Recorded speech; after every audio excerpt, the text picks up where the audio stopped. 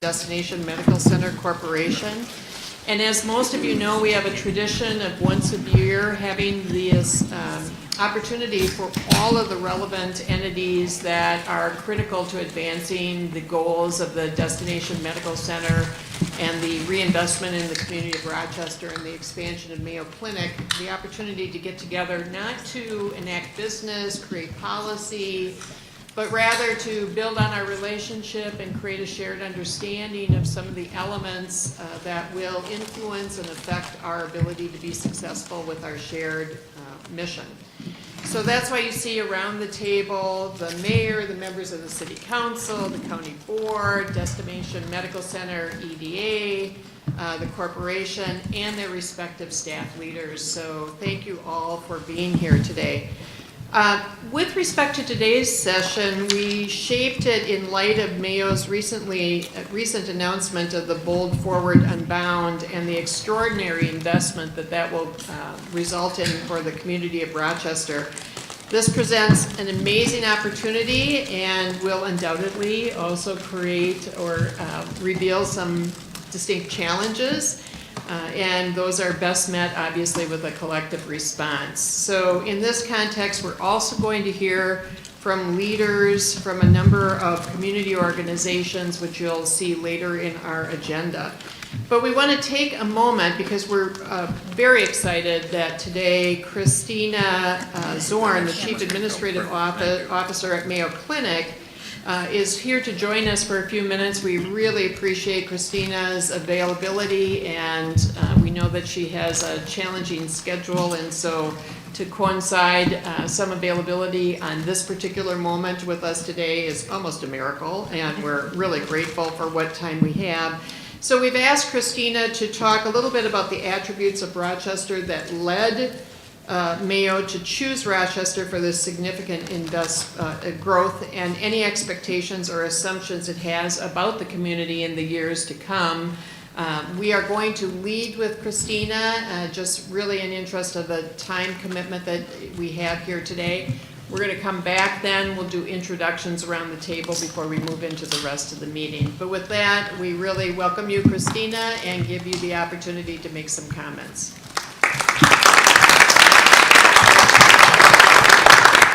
Good afternoon. Thank you everyone for the invitation to be here. It's really wonderful to see everyone, so many friends. I'm grateful to all of the people and the organizations gathered here today. And borrowing from the wisdom of our founders, we really continue to believe that a union of forces is necessary to get the job done. And the people here today represent that. And it's really a collaboration of leaders working together to strengthen the community for today and then into the future. So on behalf of Mayo Clinic, let me start by thanking you all for your leadership and your commitment to advancing our community's capabilities and allowing for thoughtful, deliberate growth. We're building on a legacy to develop the largest public-private partnership really in our state's history. So while each of your individual contributions across the board may be unique, it's really true that we're all here for a common vision and a shared purpose. And the vision is to position Rochester and our surrounding communities as a global destination for healthcare and offering a place where the quality of life is truly unmatched. This means that we will all need to leverage everything that we love about this region to create the most desired place to live and entice the most sophisticated healthcare workforce in the world. We want to ensure that we are the destination for thriving businesses, new jobs, outstanding education, and economic vitality. The DMC initiative has had resounding success in its first 8.5 years. We exceeded the phase 1 goal significantly, attracting $963 million in private investment.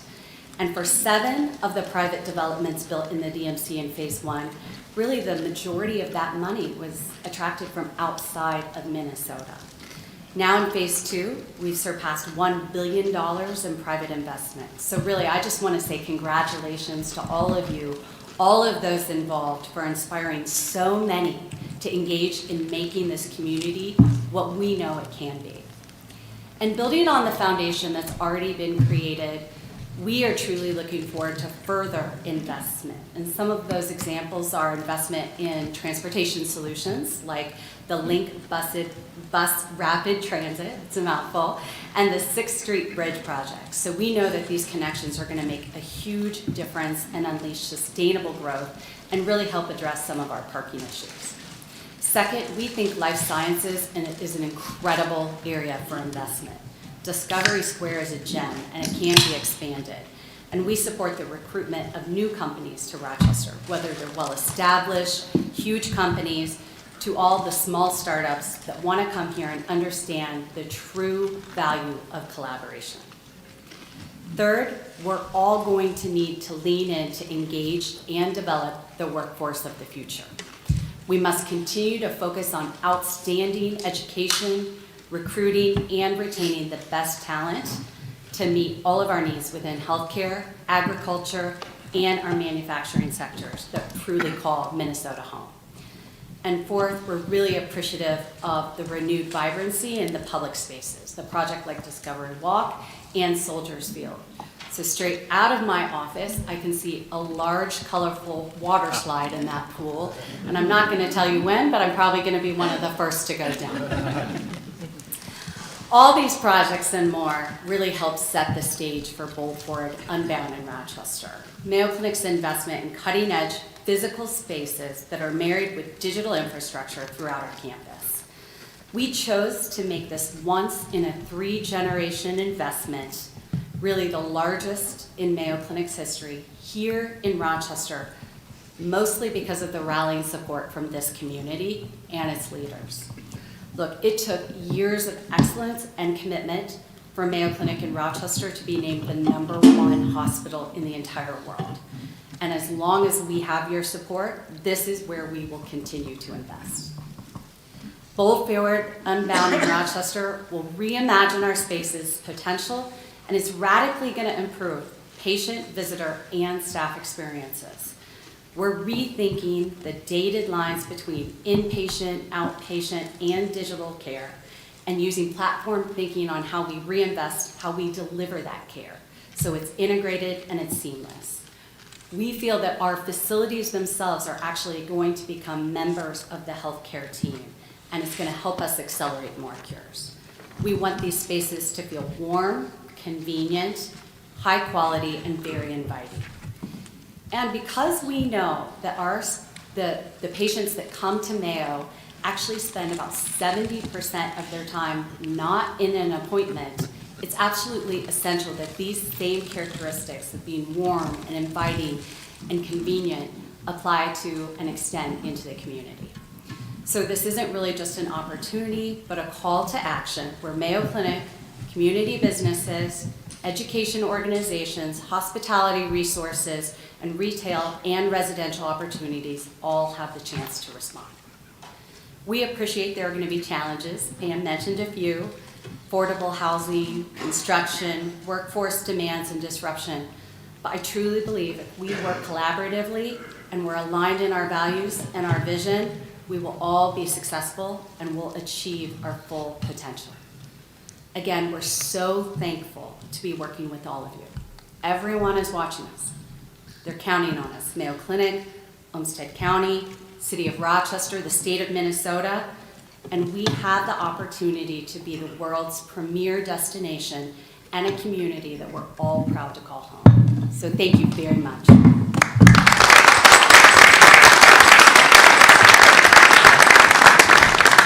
Christina, thank you again for making this a priority for your schedule. We know you have work to get back to, but you talked about the amazing scope of change that this represents for, not just for Mayo, but for the delivery of healthcare. I'm wondering if there's an element or an outcome that is most personally exciting to you, and if you could share that with us, if there is something that pops to mind.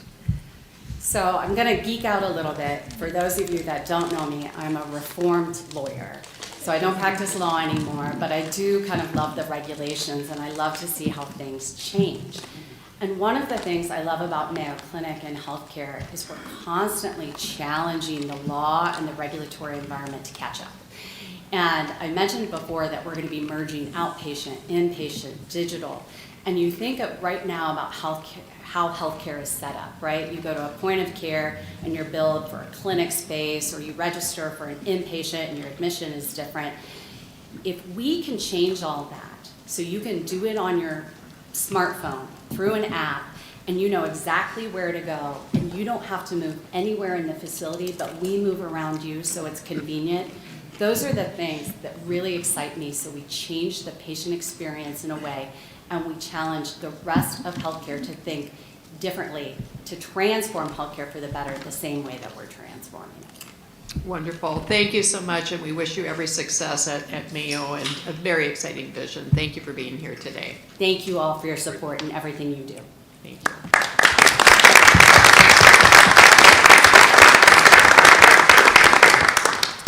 All right, well, let's move back to the folks at this table, and this is our opportunity to introduce ourselves, and then following that, we've asked leaders from several community organizations to make brief comments about the work that they are engaged in with their respective organizations. I think as earlier in the day, the phrase, "it takes a village," well, that is certainly the case here. It's not just Destination Medical Center by a long shot. It involves the hard work and the vision and the effort of so many parts of this community, and our goal is to move forward together and in a collaborative nature, and so we look forward to hearing more about that to then inspire and inform the Destination Medical Center Corporation and the EDA to be strong and capable partners for that work. So let's go around, and then we'll open up the floor for discussion and conversation. Are there any questions or comments now? Otherwise, we'll proceed to introductions. All right, so as I said, I'm Pam Wheelock. I'm the chair of the Destination Medical Center Corporation. I'm going to ask Patrick to introduce himself, and then we'll just go around the table from there. I am Patrick Seeb with Destination Medical Center Economic Development Agency. Hello, Kim Norton, Mayor, City of Rochester, and I'm going to take 1 second to say, since I'm left off the agenda, that part of the transformation of Rochester also includes the residents that live here. And so there will be an 8-month-long visioning, Rochester Vision 2050, that is going on. So in addition to all the things you're going to hear today, we are going to be taking feedback from the residents that actually live in this community to find out what their hopes, their dreams, and their vision are, that I hope will also be included in our plans moving ahead. Thanks, Mayor. Alison, Zelms, City Administrator for the City of Rochester. Brooke Carlson, City Council President. Clark Otley, Doctor at Mayo Clinic and President of the DMC EDA Board. Jim Campbell, a member of the DMC Board, a retired banker. I live in the Twin Cities. I was born in St. Mary's, however, and I have a clinic number that starts with 1. So I've been around here a long time. Hello, Tracy Downs, DMC EDA Board Member. Laurel Podolsky-Smith, Olmsted County Commissioner for District 1. That includes downtown, downtown adjacent neighborhoods, and most of the neighborhoods between John Marshall High School and Mayo High School. Good afternoon. Patrick Keene, City of Rochester, Ward 1 representative. I'm a retired IBM employee. Came to Rochester 45 years ago for work, and it's my home now. Michelle Rossman, Olmsted County Commissioner, representing District 5. District 5 is a small slice of Cascade and Olive Calmer, so to the west and Byron. I'm a 20-year resident of Olmsted County, raising the 4th generation on our family farm in Northwest Rochester. I'm Brian Mueller, Olmsted County Commissioner for District 4, and District 4 includes Stewartville, Dover, Yoda, Chatfield, and 11 other townships. Good afternoon, Paul Williams. I'm the DMC Board Secretary, and I run a nonprofit workforce training and affordable housing development organization up in the Twin Cities. Good afternoon, Kelly Reichert-Patrick, Ward 4, and I represent the bulk of downtown, and then I go very far south down Marion Road to where we have actual agriculture with livestock. So I have one of the largest international art holdings and the largest healthcare in my ward, as well as some of the greatest farmers in my ward. So thank you, and my clinic number begins with the number 2. Thanks, Kelly. My name is Jocelyn Raimundo. I'm a DMC EDA board member. I made Rochester my home 10 years ago when I launched my business. And I'm a recovering entrepreneur and an investor in our community. Thank you. Well, good afternoon. My name is John Reed. I'm the executive director for the Rochester International Airport, and I do not know what my Mayo Clinic number is because I've only been here 9 years, but it's my home as well. Thank you. My name is Jen Woodford. I'm with Rochester Area Foundation, and I feel like a relative newbie to the community. We've been here about 24 years, but my clinic number starts with a 5, so I feel like that's pretty new. Good afternoon. I am Michelle Pyfferoen, and I am the Vice President of Academic Affairs at Rochester Community and Technical College, here on behalf of Dr. Jeffrey Boyd, who's unavailable. Hi, I'm Kent Pekel. After not quite a year as an interim superintendent of schools, I'm in my 2nd year as superintendent here in Rochester. Hi, I'm Molly Dennis. I represent Ward 6 in Rochester, which is about the north central area, close to 20,000 residents. Former high school biology science teacher and a very huge advocate for the growth and prosperity of Rochester. Good afternoon, Dave Senjum, County Commissioner. Honored as I think about it to have worked with Mayor Norton about 11 years ago to last week to bring this initiative forward, and it was a great day. Mark Dine, County Commissioner for District 7, which is about 160 square miles, and I'm a treasurer on the DMC board. Norman Wall. I represent Ward 3 on the Rochester City Council, which is far northwest Rochester, where all the growth seems to be happening outside of downtown and DMC. I don't know what my number starts with, but it was issued to me in 1965, so it's probably a low number. Doug Baker. I'm on the DMCC board. I'm the Mayo representative. If it goes that way, and I'm on the Mayo Board of Trustees as well. Hello, my name is Greg Wright, Olmsted County Commissioner. And Mr. Campbell, I didn't know that we were going to have a competition today, but due to my mother's great forward thinking, knowing that several years I would be here, my clinic number starts in 1949.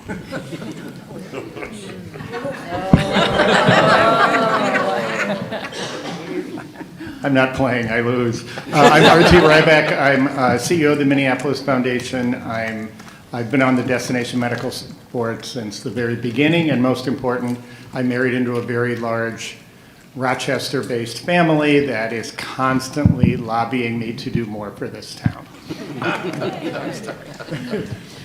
My name is Heidi Welsch. I'm the administrator at the county, and I'm sort of a Johnny come lately with a number that starts with 7. Good afternoon.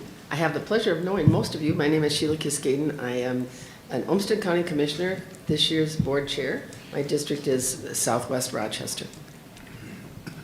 All right, well, thank you, and again, welcome everyone. We're going to move into the presentations, and I just want to say before we start, by design, we've asked the presenters to be fairly abbreviated so that we also have some time for discussion and conversation. So it's like a good date. They're going to leave you wanting more. You know, you're going to want to rejoin that conversation. So I just didn't want you to feel like we were shortchanging you, but we'll have the opportunity then through discussion and conversation to get into more detail. But I'm going to ask Patrick to facilitate that, and so I'll turn it over to him. Yeah, thank you. So yes, some would say we've asked people to be rudely brief in their presentations. Not you, you didn't say that. Thank you. Thank you. But we have invited a handful of leaders in this community, organizations that are so much part of all of the transformation that's going on and preparing for this transformation. And I will just acknowledge Council President Carlson and Cindy Steinhauser, Aaron Sexton. We've been working along the idea of how do we ensure that all members of our community and community organizations really understand the change that we're going to go through and the responsibility that they may feel, and that they should not feel it alone, that it really should be understood that we are working together and we need to work together collectively. And so this presentation, a set of presentations today, isn't really only a sampling of all of the conversations that are being had and need to be had in Rochester as we prepare for this tremendous growth. I will start by making my own comments, and then I'll turn it to Heidi. I think we have you next, and then we'll go from there. So what I will say about Destination Medical Center is people have often heard me say that there are really two primary responsibilities of Destination Medical Center. One is to guide and steward $585 million of public infrastructure investment over a 20-year period, while simultaneously proactively recruiting and attracting private investment and private growth. So public infrastructure funds to enable Rochester to grow while proactively going out and seeking growth. I think what makes us unique and special among all of the economic development agencies you may come across and know of in other parts of the country and other communities is that we have been very intentional about doing our work through this lens of health, of building America's city for health. We've done this work through this lens of sustainability. How does our work contribute to carbon reduction? So how do we invest public infrastructure that meets other objectives of sustainability? Earlier today at the DMC board meeting, we talked about equity. How do we ensure that through all of this growing prosperity in Rochester, that people of all communities have the opportunity to participate? How do we think about affordability?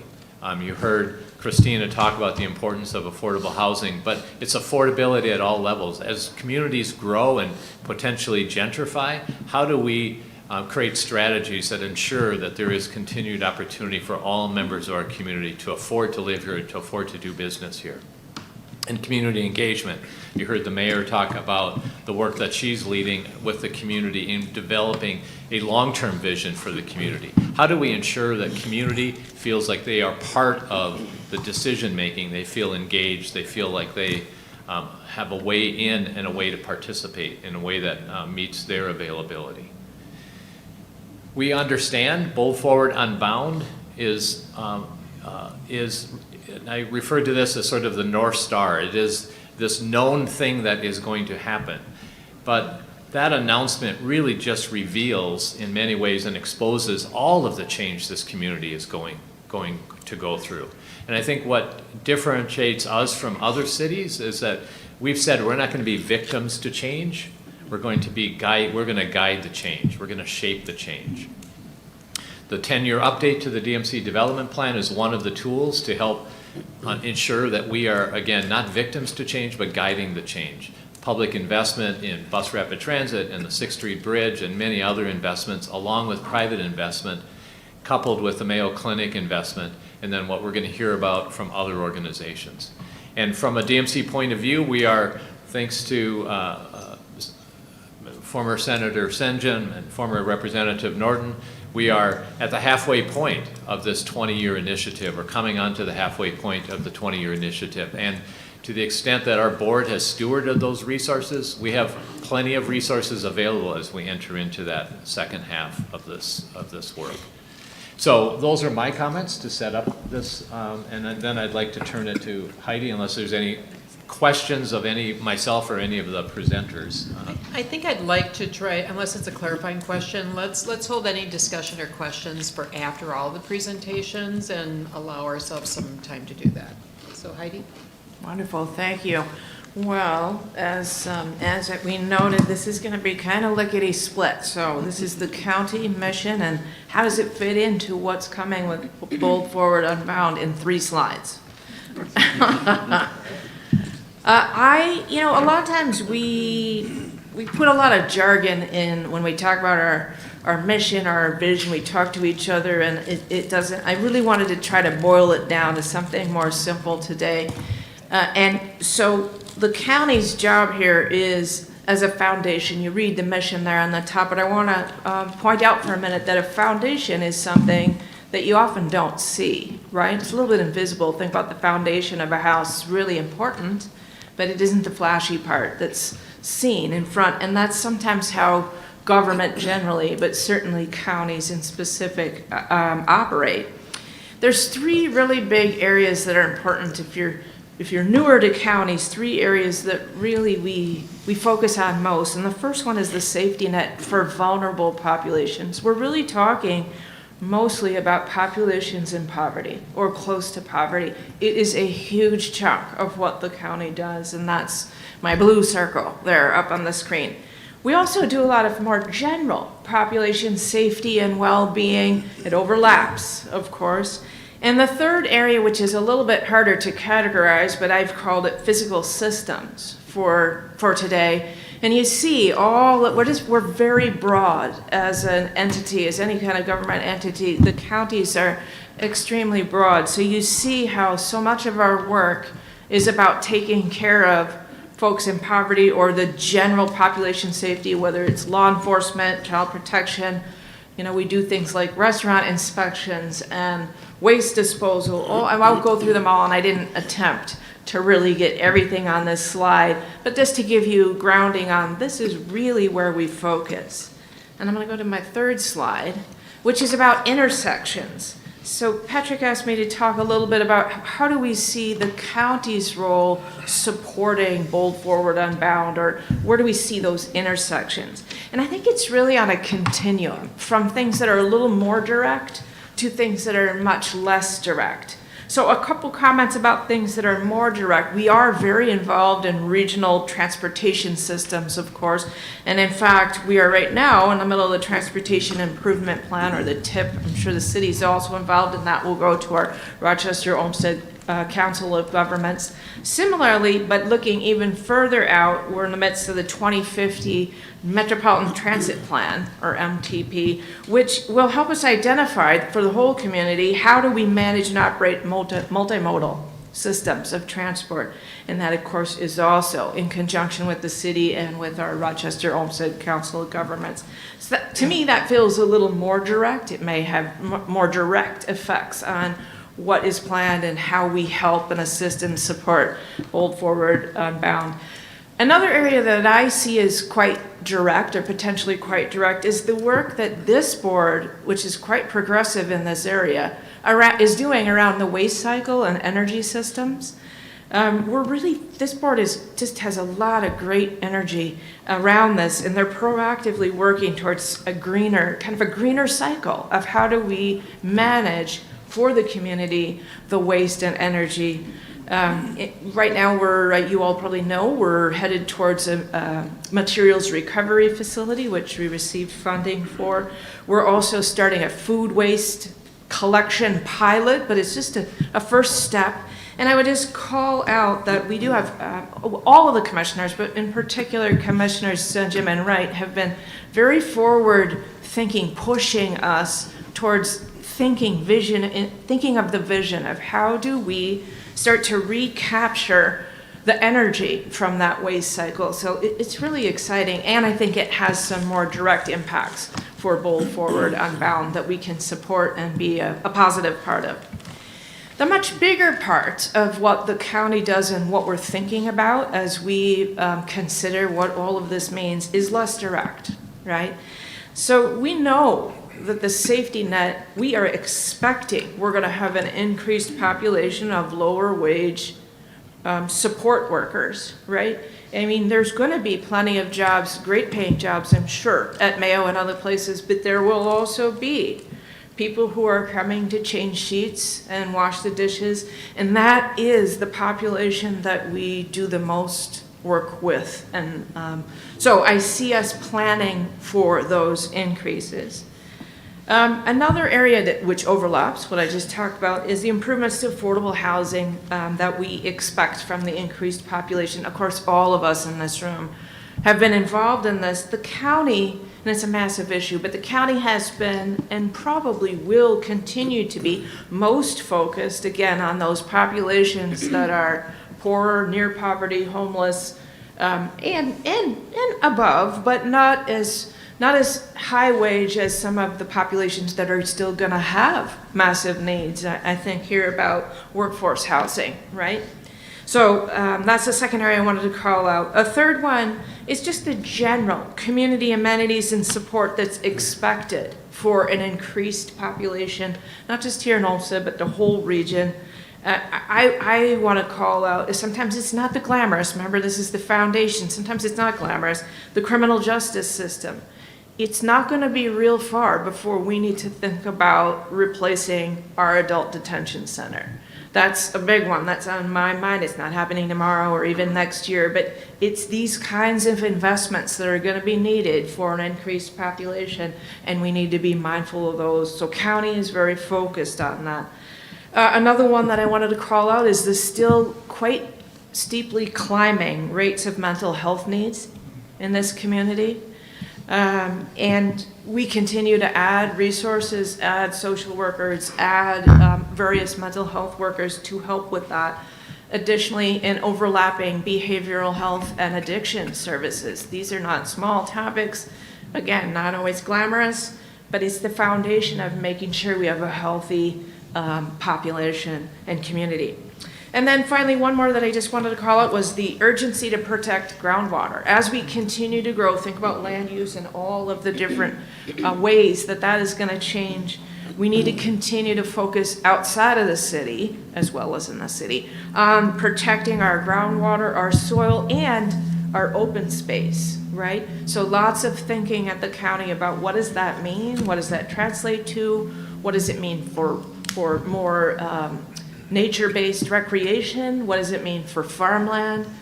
So a lot of work going on there too. I know I probably went over my 5 minutes, but that's it. Thank you. Alison? Thank you, Heidi. That will mean that when I go over my 5 minutes that we were equal. Alison, Zelms, City Administrator for Rochester.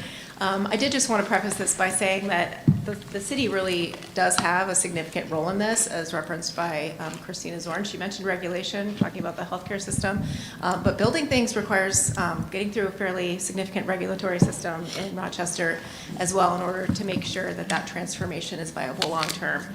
So I always think of this as where does the city lead, where does the city support, and where does the city influence? And starting with that, the city council and mayor have had a set of strategic priorities for quite some time: affordable living, economic vibrancy and growth management, and quality services. And so when we think of their top goals of supporting and partnering with the private sector in order to construct market rate and affordable owner-occupied housing, that's a key place where we both support. We don't lead and do that ourselves, but we support that type of work.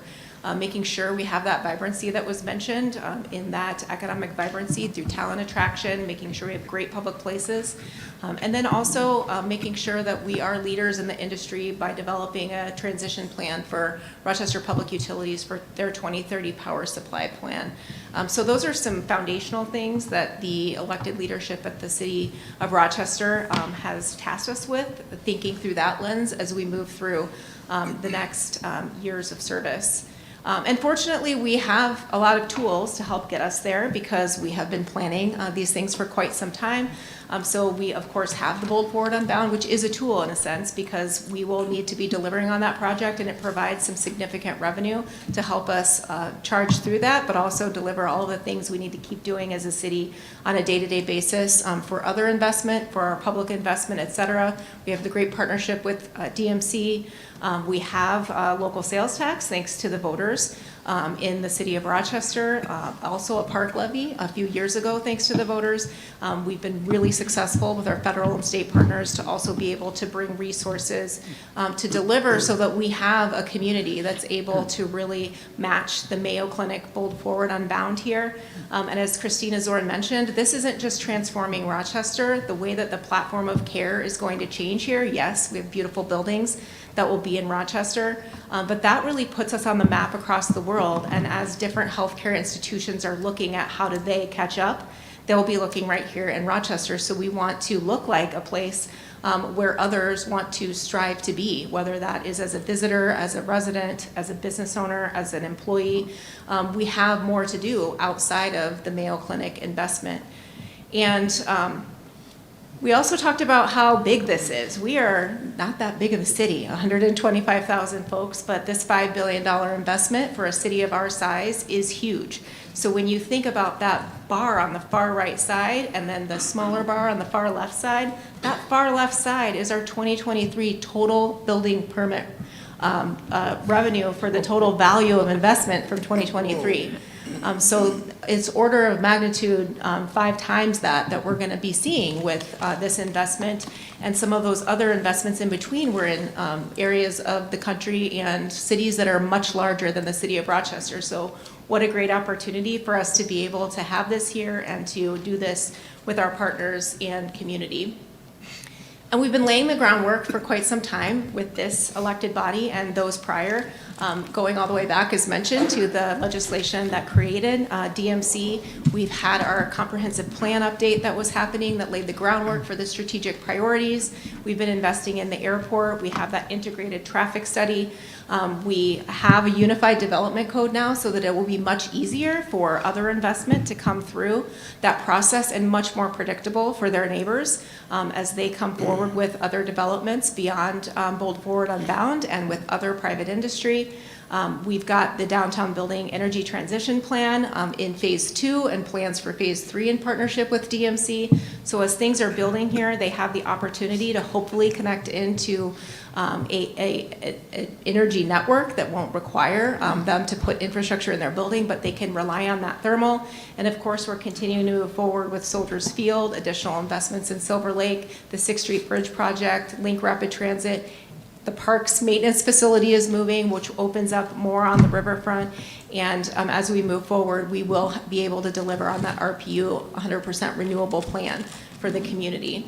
So I'm hopeful that we'll be taking this next 7 to 10 years of unprecedented investment and thinking about that differently. In the past and today, we're really more of a big little city. We're sort of a little city, but we're on the bigger side. And we're moving into the leagues of being a little big city. So that's really different. It's a nuance. Probably takes about 10 residents to get there. But we were really growing outward in the past over the last 40 years, and now we're growing upward, which is a different experience for a community.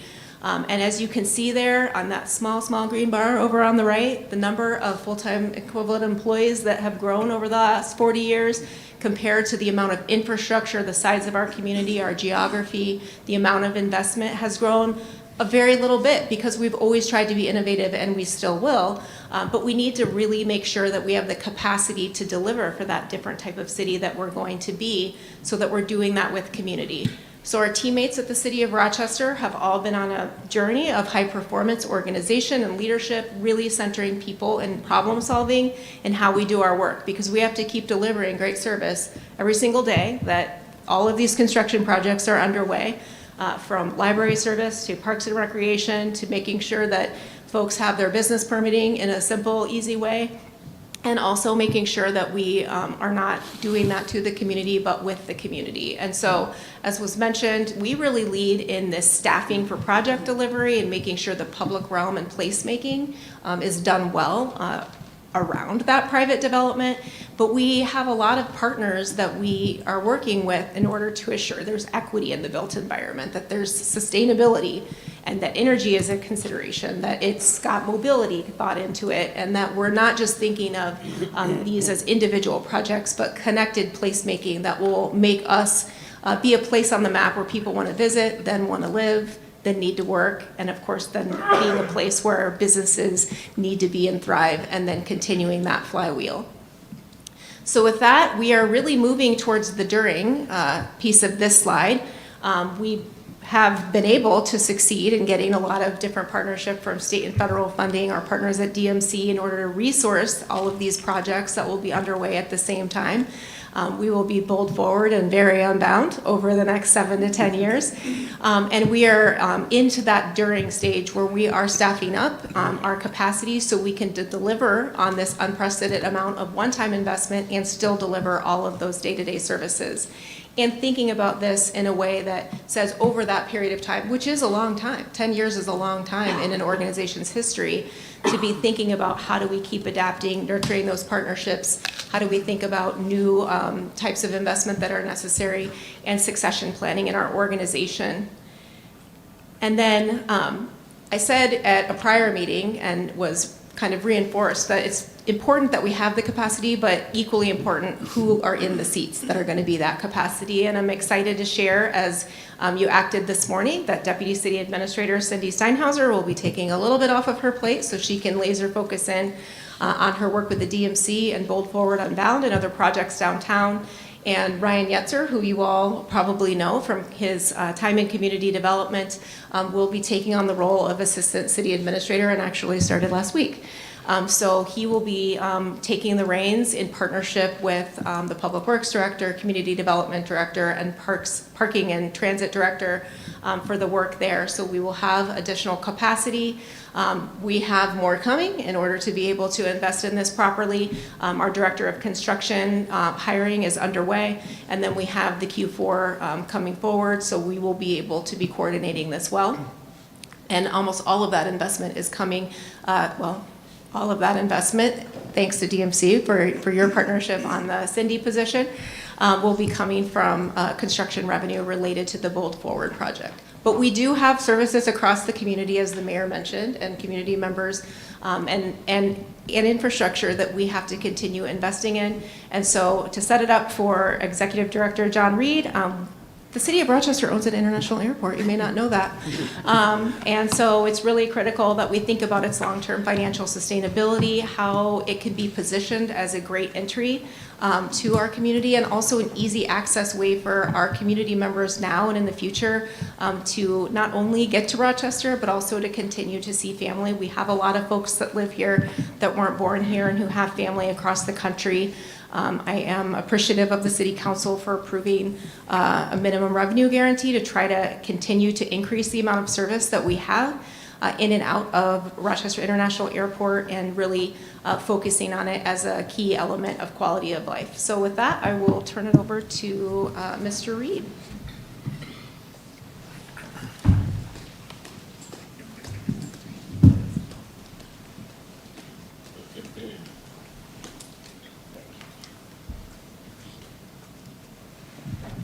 Well, again, John Reed, Executive Director, Rochester International Airport, and my thanks for having us here.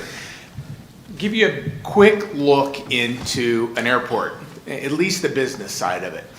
I'd ask you to really think about this in the form of an ecosystem. And how does an airport operate from the business side? Think of it in three components. Think of it in the form of a three-legged stool. We have commercial airlines. Currently we have Delta Airlines, we have American Airlines operating in here. Right now, 7 flights a day. We're on pace to hit about 100,000 in plane passengers. This is definitely shy of where we were pre-pandemic, and we're in a rebuilding mode. Cargo. 2 flights every day, one from Memphis, one from Indianapolis. Every day those planes come in, somewhere between 35 and 40,000 medical samples that are headed here to our community, supporting a lot of people and a lot of jobs. But I'd also ask you to look, that's about 1/3 of that airplane. The rest of that is made up from cargo that comes directly from our community and into our community. So it's more than just Mayo Clinic. General aviation, kind of that third leg of the stool. If you didn't know, the reason we're called international is the fact that we do have a U.S. Customs facility right here on our airport. Very robust, receives a lot of aircraft that are literally coming from around the world right here to Rochester. One of the busiest air ambulance airports in the United States. These aircraft, again, come from around the world, and it's not just Mayo Clinic aircraft. It's air ambulances. There's 2 today. They're from Germany, so they're coming to our community seeking help. These are large aircraft. These, think Boeings, think Airbuses, think business jets, but also think it's a place of learning. RCTC aviation program is out there here at RST training the future of tomorrow. It's the future pilots. It's the young men and women that you'll see as the captain of your aircraft one of these days down the road. And it's also the home of a growing business in Great Plains. They're the partner of RCTC, growing aviation maintenance business. We make huge infrastructure investments. Every year there's projects going on. Right now we're in the middle of a 7-phase, 7-year, roughly $80 million investment in runway 220. We just finished the Category 2 instrument landing system, which lowers the minimum, so it helps aircraft get in out of Rochester on visibility challenge days, inclement weather. If you've been on the highway between Rochester and Stewartville, you've seen brand new lighting systems going out across the highway. That's that project in real life. Again, finishing phase 3, we're on to phase 4 of that project. We're relocating British Petroleum pipeline and rebuilding a road right now in High Forest Township. So if you're to the south of the airport and notice a lot of construction going on, that's us. Next spring, we start a $9 million to $11 million rebuild of a general aviation ramp. How do we do that? We finance all these through FAA grants. And how do we get those? Those are through in-plane passengers. That's through our commercial air service side. That's how we stand up all 3 elements of the business that we run an airport. All runs through every employment that we have coming through the airport. That's why air service is that critical to the overall health of the airport and the overall health of the community as it relates to infrastructure. So swinging back, here's a current airline route map. We have 7 flights a day. That's Delta and American. Looking forward, how do we grow? That's through retention. I'd be remiss if I didn't thank the City of Rochester and the City Council right here in front of everybody for about $1.5 million that we can begin to go look for some of these other routes through low-cost carriers. It's a new way of looking at investing from our community, and hopefully it brings some fruit and that we have potential flights to Florida and to Phoenix. Again, what do we look like if we have 50% retention? And again, that's from our community. You could literally have the service cities that you see right here. We're not growing a market. It's here. Annually in our retention area, there's about 1.2 million tickets that are purchased in our region. We're not building something from scratch. It's just retaining what we have here. Here's what you could have if you had 75% retention. This is probably long past my retirement, but it's a goal that you can continue to shoot and work for. And in closing, I'd really love to thank our 2 local original supporters of Fly Local. That's Mayo Clinic and the City of Rochester. Thank you.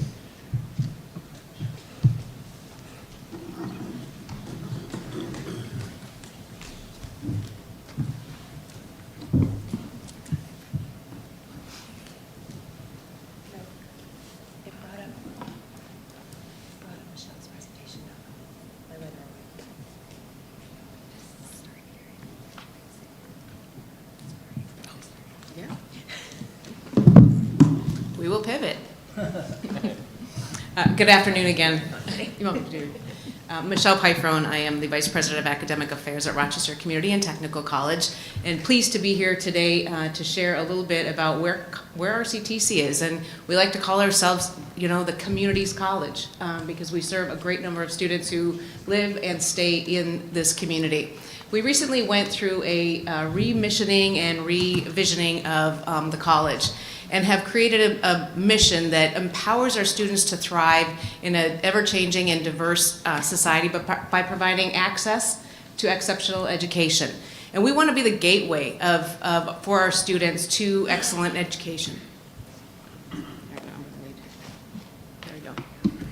So our strategic plan that we developed 2024 to 28 has 4 pillars, but we put equity in the center of that. Again, the students that we serve, the students that see community college as their place of education, needs to be in the facet of everything we do, not just a separate sort of pillar that we pay attention to. So of course we look at teaching and learning and achieving equitable outcomes for students. We look at student success and maximizing their potential and helping them, empowering them to see the value of education and in investing in themselves. Operational sustainability, how do we make sure that we keep the lights on and continue to be viable as the community's college? And lastly, the community impact, which is probably most relevant to our conversation today, is how do we amplify the college's influence through collaboration and community and business partnership to advance our economic impact and preparedness for our students. So in our community impact strategic pillar, we've identified 5 objectives that the college will pursue over the next 4 years.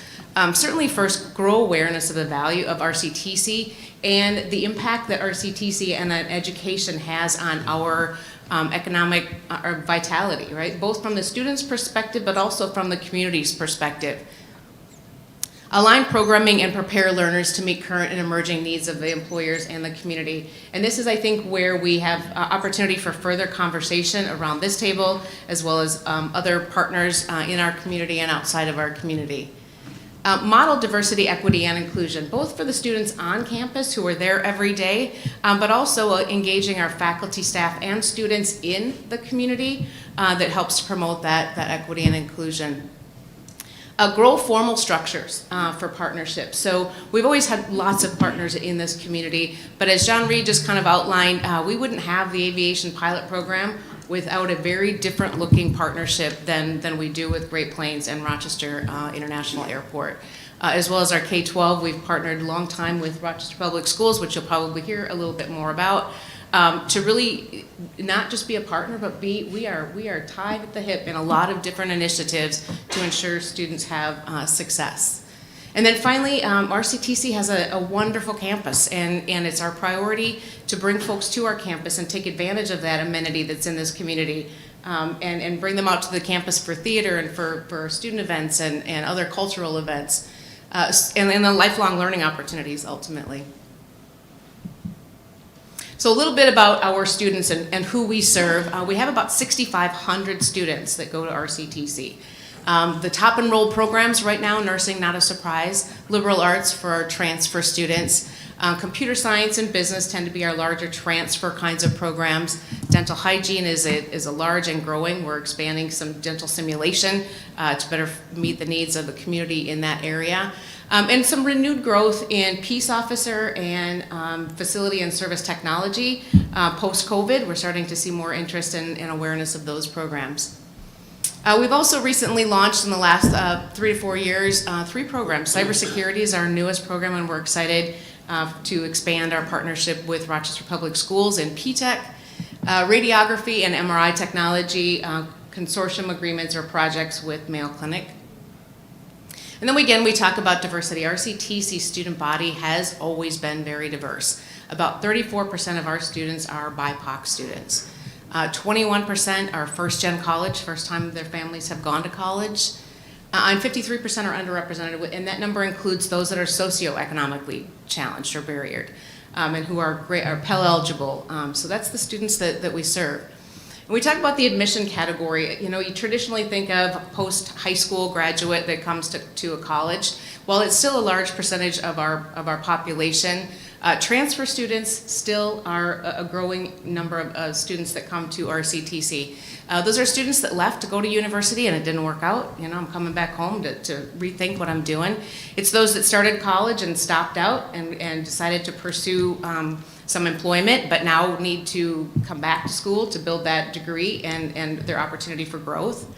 And it's just the students too that I have a degree elsewhere. I might have a 4-year degree in psychology, but now I need to do something that's more relevant and meets the changing needs of our community. Dual enrollment is our growing population of students, and it makes up right now 26%. And that is students who are enrolled in high school and college at the same time. It has grown significantly over the last 5 years. And I think the importance here of this number is, again, establishing the collaboration and helping students see what career opportunities are available and how to get there in a shorter period of time and honestly a cheaper way of getting there. So they're not spending the dollars on tuition.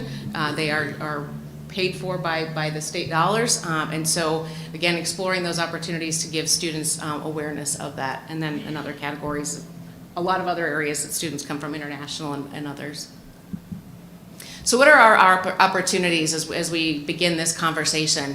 Really to grow those career pathways and being really meaningful and deliberate in how we define those programs and where we connect those to the opportunities that are in our community. Modifying our services to meet the changing student needs. So we've all talked about the mental health, the financial impact, the affordable housing. We are having to deal with that and come up with programs and ways in which we can also help our students stay, retain, and complete by helping them figure out how to deal with some of these barriers. Challenges, affordability, that's not new. We all know the cost of education is increasing. That's where some of our dual enrollment opportunities can help alleviate some of that cost. And certainly changes in the job market. We all know that the jobs are plentiful, attractive to our students, and so when we're saying you can make $20 doing something or you can pay $180 for a credit, sometimes it's hard to compete against that. So we're trying to figure out ways that we can shorten, that we can be flexible to make sure that we're meeting those individual needs. So thank you for, again, the opportunity, and I look forward to the discussion.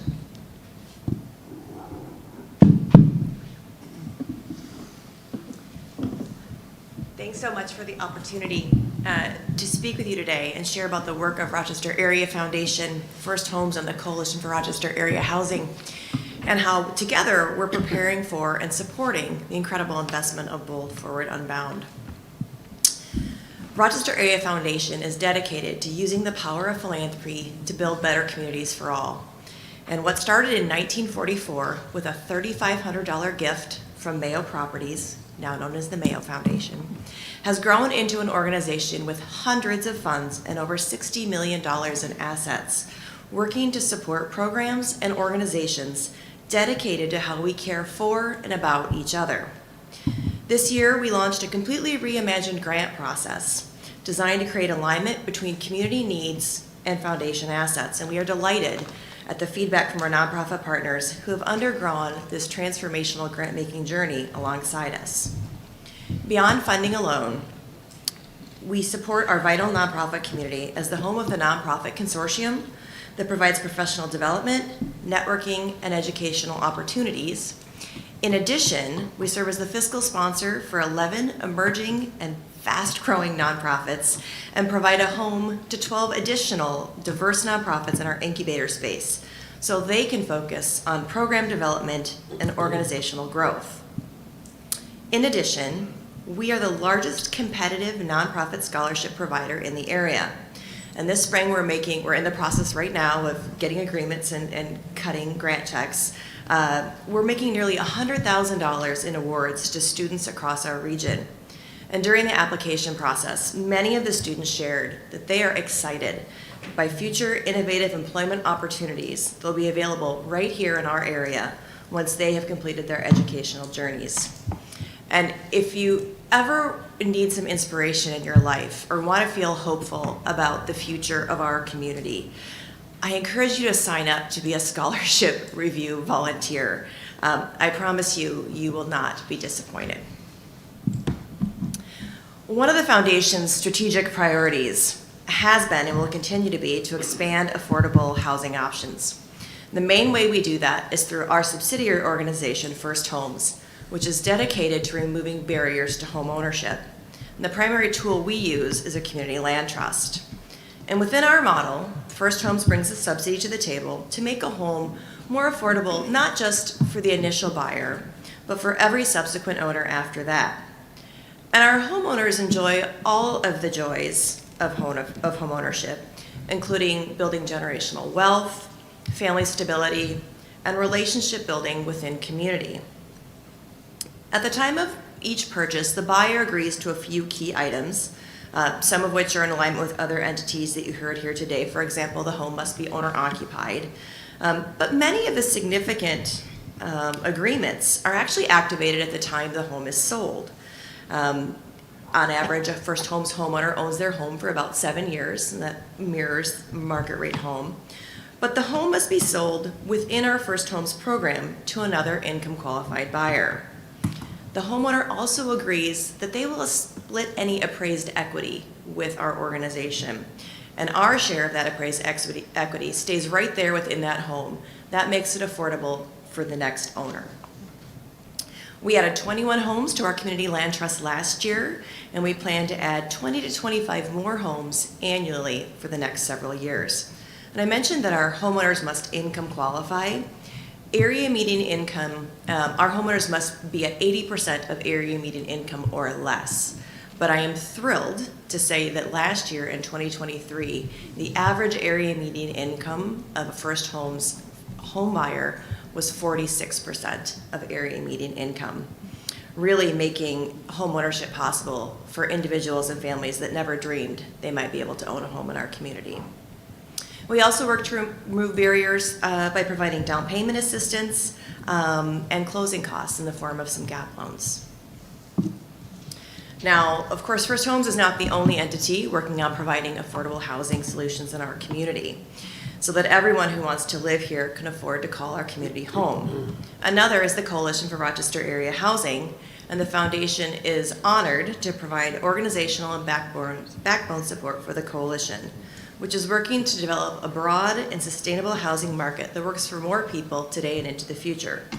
The Leadership Council is led by its members, including Mayo Clinic, City of Rochester, Olmsted County, Destination Medical Center, and Rochester Area Foundation. And last year, the coalition invested over $4 million into the creation and preservation of over 200 homes, significant progress toward its goal of 1,000 homes over 4 years. And driven by data that demonstrates need, the identified priorities of the coalition include creating new home ownership opportunities, trying to eradicate some of the racial disparities we have in our, not just in our community, but statewide, increasing home ownership for people of color, increasing housing options across the spectrum for people earning less than 50% of area median income, preserving existing affordable housing that we already have in our community, and creating much, much needed additional senior housing options. The coalition believes that research and data go hand in hand with lived experience, and has sponsored a BIPOC homeownership co-design process and convened a senior housing work group to ensure that all voices are heard when making crucial housing investments. Thank you for your time today. This is an exciting time to be part of the Rochester community, and together we will work to build better communities for all. And while we tee up the superintendent, I'll just make a comment. I neglected to say this earlier, but both because we have members who weren't able to be here today and for the interest of those who are, we will send out this entire slide packet to all of you so that you have that available, because I know there's some really valuable information here. And I should say that Chancellor Carroll had a family emergency and had planned to be here, and that's why the University of Minnesota Rochester is not represented here today. So, Superintendent. Thank you very much. It's an honor to be here. It's fun. Most of my career until I got here just under 3 years ago was on working in education up in the Twin Cities, so it's great to see members of folks that I used to see up in Minneapolis and St. Paul down here in Rochester. When I got here 3 years ago, I was in a meeting and I described Rochester Public Schools as an urban school system, and somebody literally gasped because we don't think of ourselves that way. Well, in the next year or two, Rochester Public Schools will become more than half students of color. And that's at the district level. Some of our schools have very high percentages of students of color, some low. But we are becoming more diverse. But I would submit that I am fortunate to lead one of, if not the most diverse school district in the country. Because not only do we serve the kids of Mayo Clinic MDs and PhDs, we serve people moving here from the south side of Chicago to find safer neighborhoods and people moving here internationally. And so I thought I'd actually start with a point of data that I think for me not only underscores the importance of Rochester Public Schools for this community, but how we are different from many other urban school systems and how we must remain different. Every once in a while people say, well, there's declining enrollment in Rochester Public Schools. That's true. Almost every school district has seen that post-pandemic. When you look at the market share of Rochester Public Schools today compared to well before the pandemic, you can see we continue to be privileged to serve 3/4 of the young people in this community. Those other educational options that are there are good options for a lot of families, but I would submit that this community, to achieve all the goals that we've been talking about today, needs to have a school system that is not only academically strong, but that is the provider of choice for the majority of our students. You can see there I included the fact that while we serve 76.8% of the kids with school age, kids in Rochester, in Minneapolis, that's now 51%. In St. Paul, where I was an educator, a parent, I'm a graduate, those numbers are significantly lower and trending downward at a much faster pace. We must maintain Rochester Public Schools as a provider for all of the extraordinary diversity that we've got in our community. That can change very quickly if we are not instituting strong programming and responsive to community needs. Fortunately, we just did a phone survey done by a polling firm tied to a referendum that I'm going to touch on in a moment. And one of the findings was that this is how residents in Rochester think about Rochester Public Schools. 64% rated us as good, 17% as excellent, and you can see the other folks are telling us we have some work to do. That was not just a survey on our website, it was done by a polling firm. So I think we can draw some confidence from that finding. That said, we have a lot of heavy work to do, and so we have launched an aggressive strategic plan that is finishing its second year. You can see we're shifting a lot of the systems that are intended to focus on academic achievement of all kids. We're empowering our people with a strong emphasis on preparing kids for life after high school, working to create a sense of true community in our schools, strengthening supports in particular, starting with literacy and mental health. And then we're really focusing on what we call deeper learning. And that's really the kind of learning that sets you on fire. It is mastering academic knowledge and skills, but forming your identity as someone who does math or fixes things or writes poetry. And then finally, someone who solves problems and creates. And so that's the work that we have very much underway. But when Patrick asked me to do this in 5 minutes, he said, you can highlight one thing that you think these folks need to know. And I have to be honest, I'm a little bit reluctant to do this because I'd rather talk about our academic agenda, but the one thing you need to know is that we are under-resourced. And I don't say that lightly. We have cut $21 million since I got here. 150 people who were with Rochester Public Schools when I arrived are no longer here. We have and will continue to be good stewards of the public dollar. But this is what has happened in Minnesota from our primary funder, the state of Minnesota, over recent decades. You can see that our state funding in what we call the general education formula has not come close to keeping pace with inflation as measured by the Consumer Price Index, which is actually lower than what you really are dealing with in a public setting. And sometimes colleagues in the business community say, well, school districts should run more like businesses. And I think there's a certain sense in which that's true. That's why I just highlighted market share. But we cannot cut our offerings. We're required to teach every subject that the state of Minnesota has academic standards for. We cannot cut, nor do we want to, our services for kids with disabilities or multi-language learners. And we can't turn any kid away. And we can't charge for our services. And therein lies a structural deficit that's a key component. Now, local communities also have a role to play in supporting education in their communities. And this is a list of every school district in Minnesota that serves 10,000 or more kids. Because serving that number of kids is fundamentally different than going across the city lines to Byron or Pine Island. And you can see here that when you rank local support for school districts among all of those districts in Minnesota, Rochester figures dead last in our local support. Bloomington, where I started my teaching career a long time ago, generates $3,917 per student in that local support, and Rochester is there at $1,667. And that is why I've recommended, and the school board has approved, a referendum on the ballot in the fall.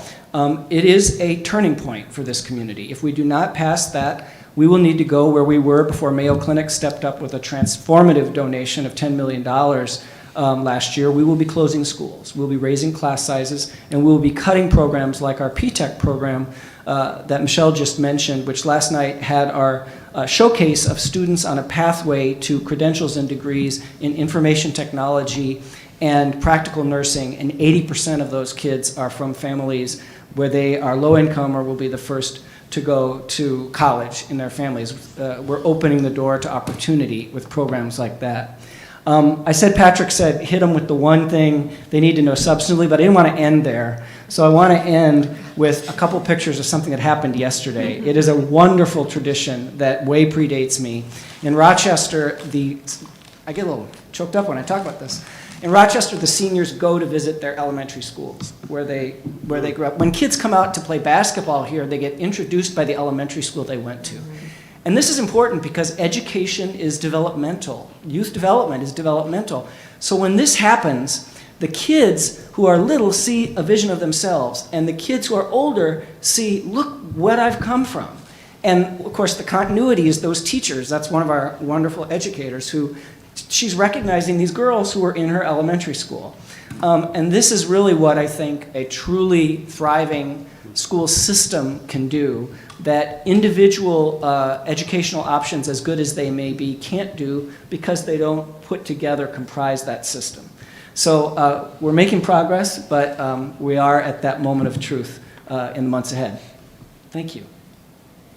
Well, thank you, and thank you to all of our presenters today. This has been very helpful context setting, and I'd like to open it up for discussion or conversation, and maybe a way to approach this is either what are you curious to learn more about, or what insight might you have had about your work or about the challenges and opportunities before us. But I don't want to constrict you the way we might have constricted the time on some of our presenters. So just a suggestion, but we'll just go ahead and open it up. Who has some questions, comments, observations? Mr. Williams. Paul Williams from DMC Board and from the Twin Cities, appointed by the governor.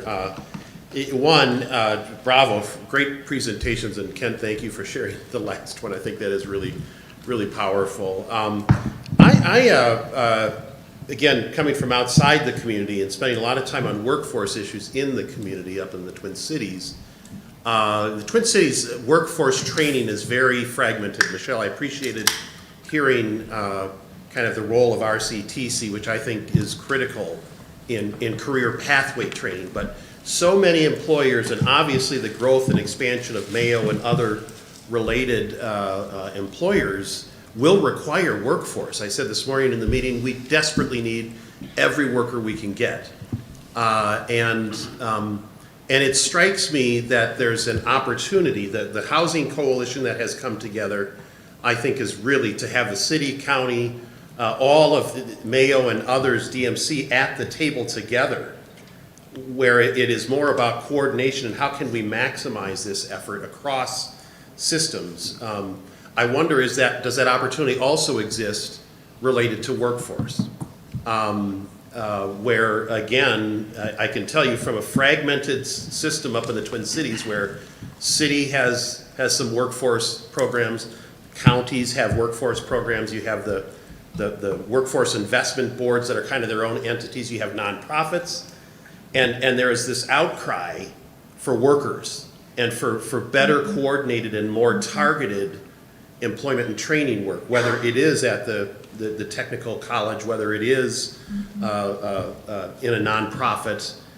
So I just ask that question more as I just don't know how it works down here, but it strikes me that there's an opportunity just simply to better coordinate what's going on and or to take that to another level, because it is such a pressing need that I hear so often when I'm down here.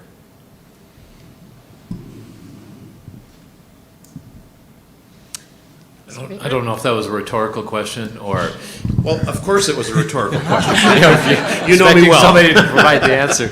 I do think I do see lots of nodding of heads going on, so I'm not sure the best way to respond, but I think you're really exposing an important opportunity and distinction. I mean, even simply knowing that in Rochester, probably unlike your experience in St. Paul or Minneapolis, you can get this kind of leadership around one table and have this kind of conversation is, I think, a testament to the big little city that we were and the little big city we're becoming.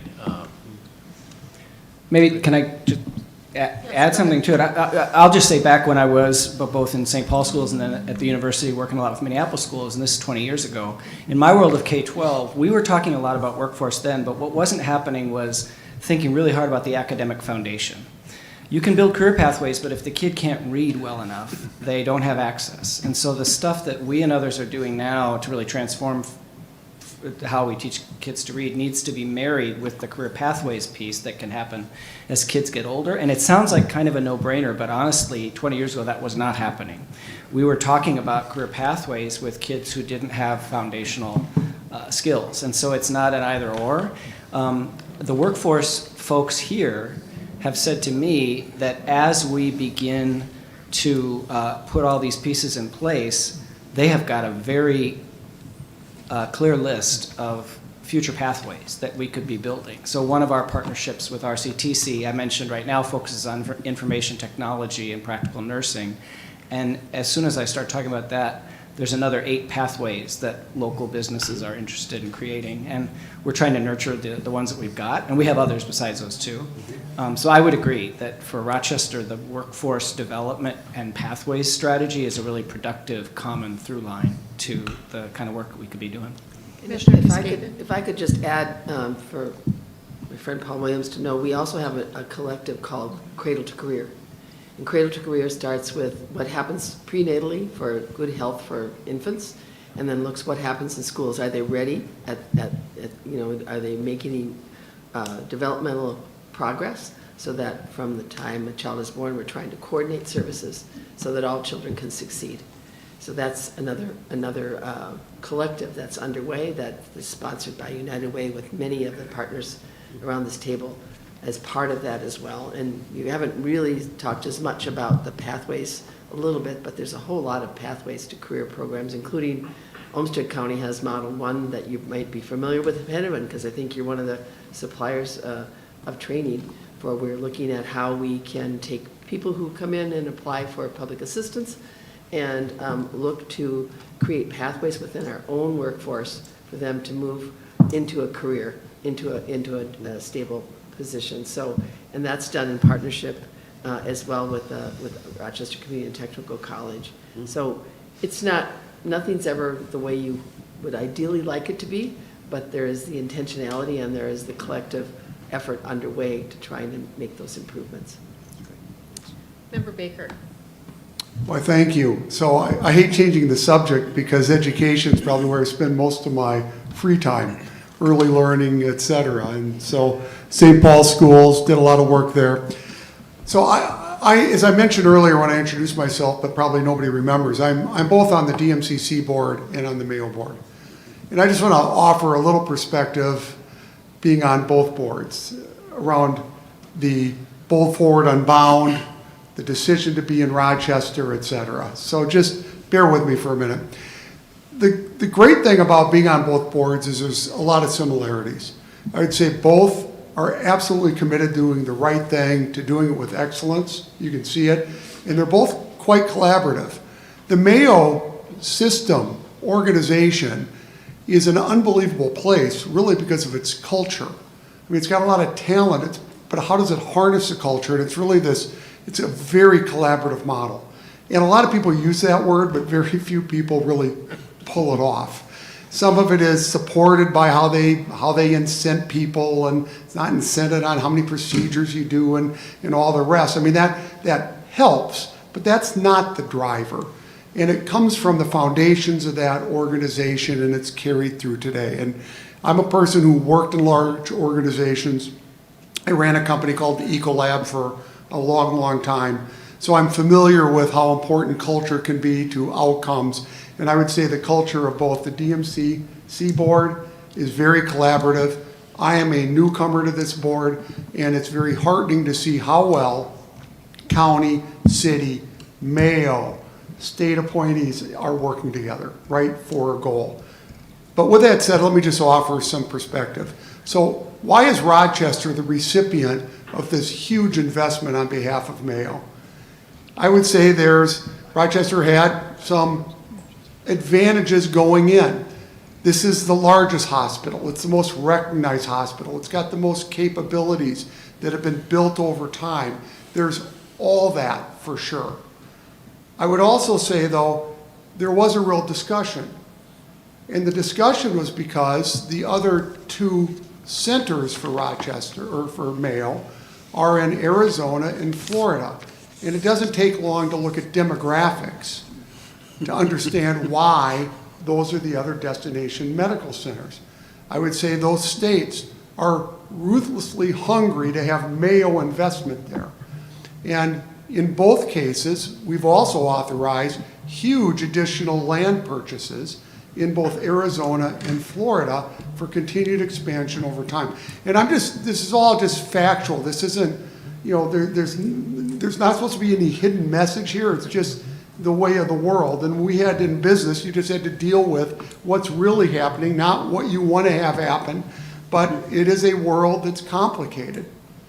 And I would say in spite of that, because also a history of working well together in Rochester, and it does come down to trust. And one of the big conversations was, do you trust where you're going to invest? So I had a company in 170 countries, and we would decide where we would invest very much on rule of law. Can we count on consistency? Can we count on, I would say, an environment where there's mutual respect for the business? And it's not businesses are taken for granted and we take the country for granted, et cetera. I only put this because I think it's a very, very important formula long term. And there has been built over a long period of time respect and trust. And I would just say never take it for granted and continue to nurture it. And there's a lot of steps I think that are being taken, right, to build on that trust. So this is all happy, but I just want to put it out there because it's easy to take this stuff for granted.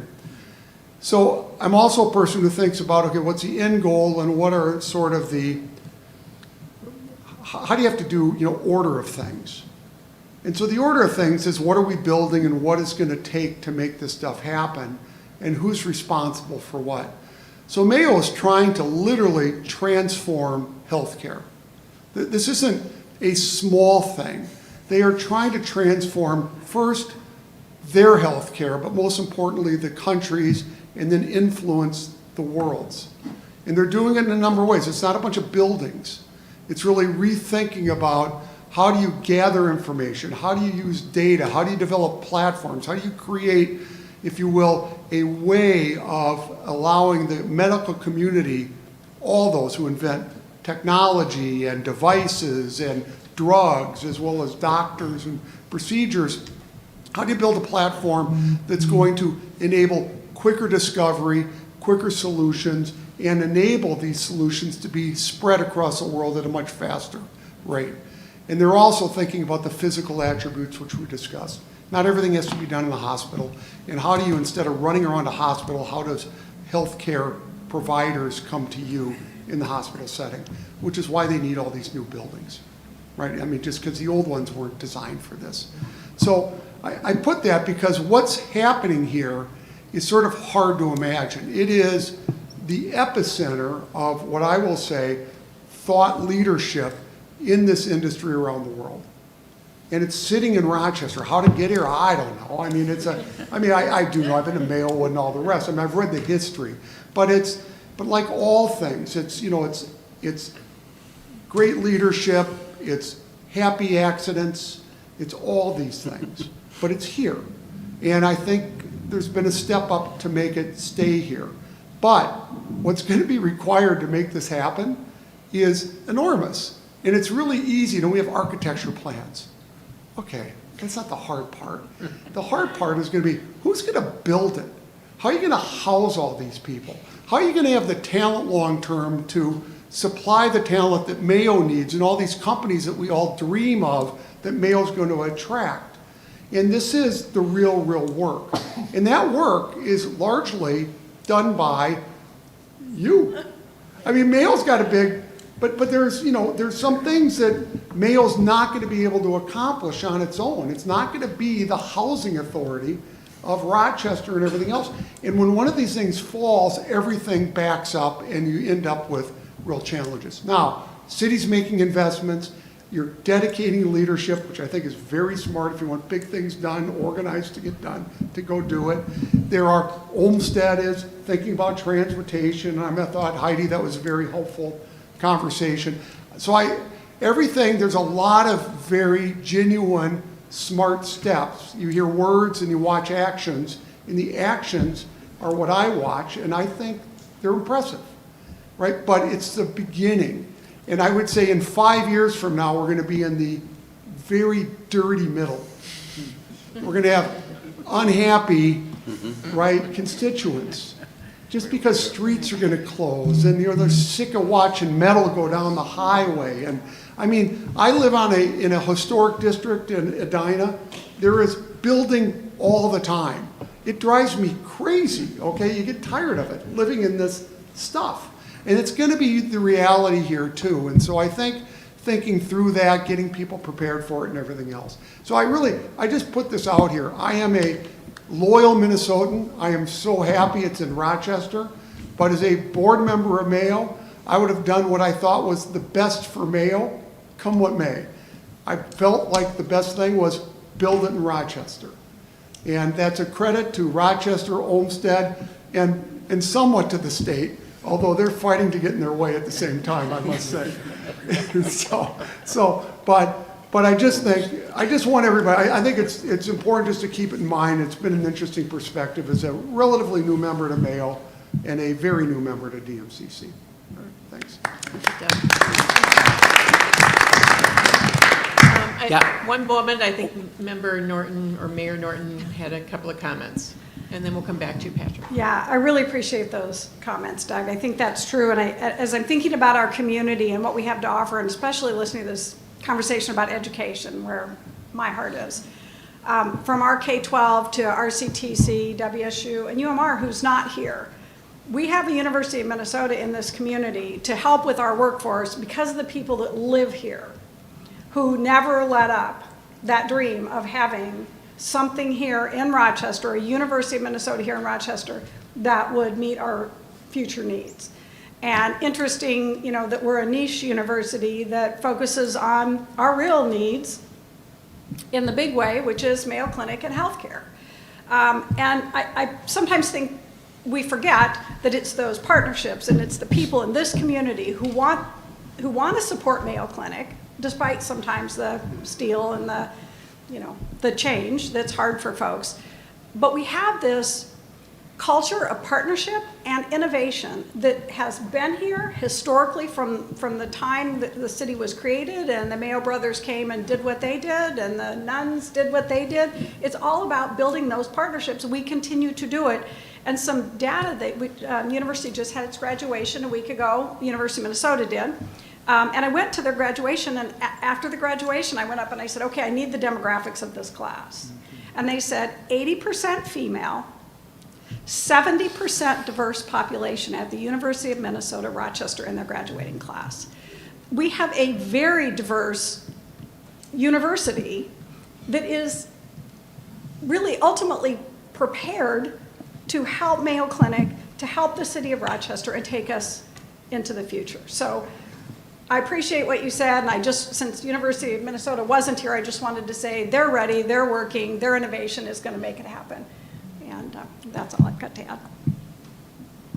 Thank you, and again, I want to follow up on Mr. Baker's comments because I think it's so important to get that perspective of being in the Mayo board and also your experience as a city council member. And I'm on now 5 years. I remember this meeting 5 years ago, and again, of course, then we had a lull for a couple years. But one of the things that I remember Mayor Ryback talking about was like, what is this pushback, this local pushback, and what are those downsides? And it's really gratifying for me to come here and hear all these like really positive things about our community. Again, I connected to the schools. I did the scholarship program with the foundation. I'm really living a lot of these things, so it feels good for me. But I was a 2022 candidate going door to door, and I hear a lot of, and I don't know how to, I'm going to call it pushback, but it's sort of like, why are you spending my money downtown? I don't go downtown. Why are you getting Mayo's employees to work? Why I have to get myself to work? And there is some of that negative feedback. And I'll tell you, from 2019, I think it's gotten a lot better,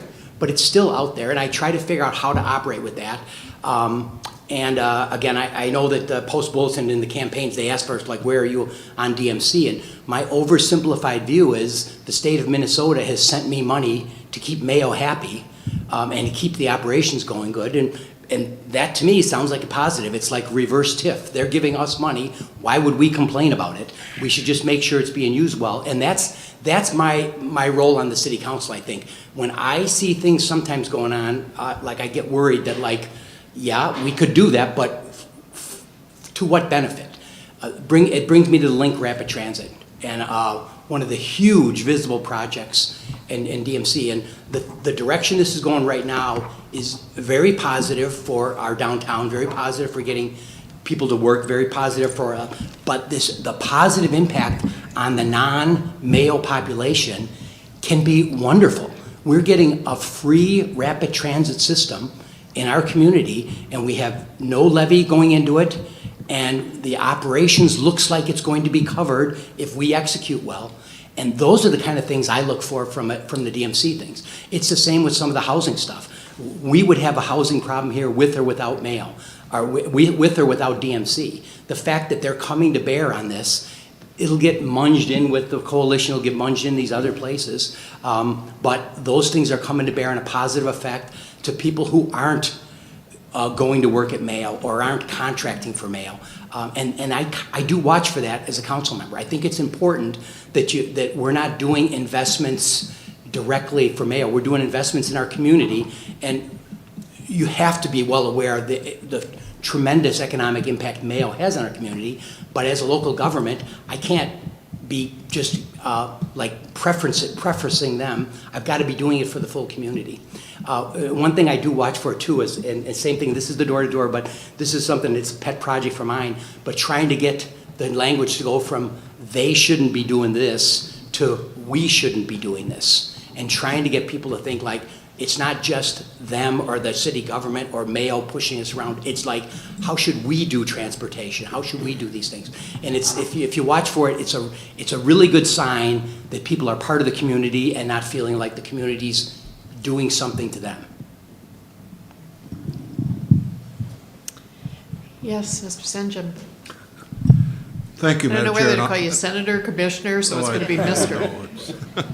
And I'll just try to I just wanted to maybe tag on to some of what Doug Baker was talking about, but, again, I mentioned earlier I had the privilege of authoring this bill in the Senate, and so I can bring the Senate perspective and why did it pass. And I remember Dr. Noseworthy initially coming, Dave, we want to be the biggest and the best medical center in the world, and we always, and I say we because I worked there, always wanted to be the best, and now we want to be the biggest. And but to do that, we need some help.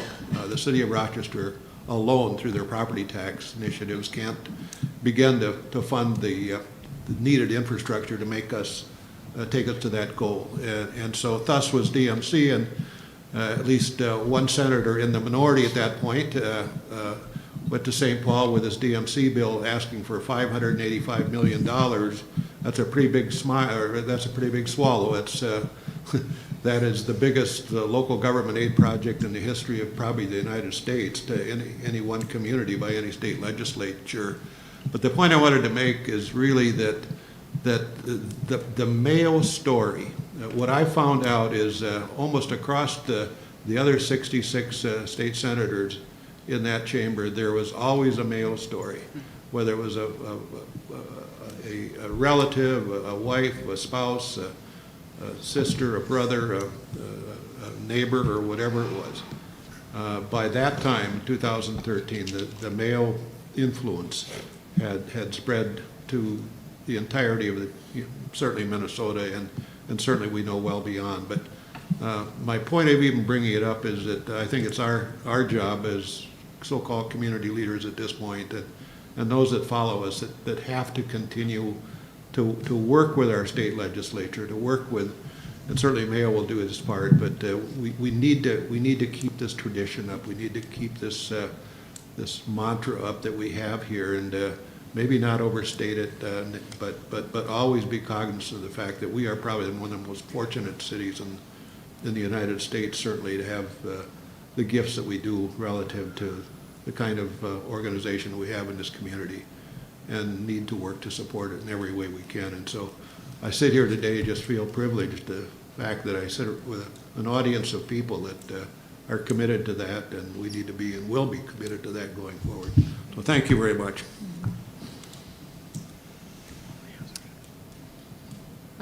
Council member?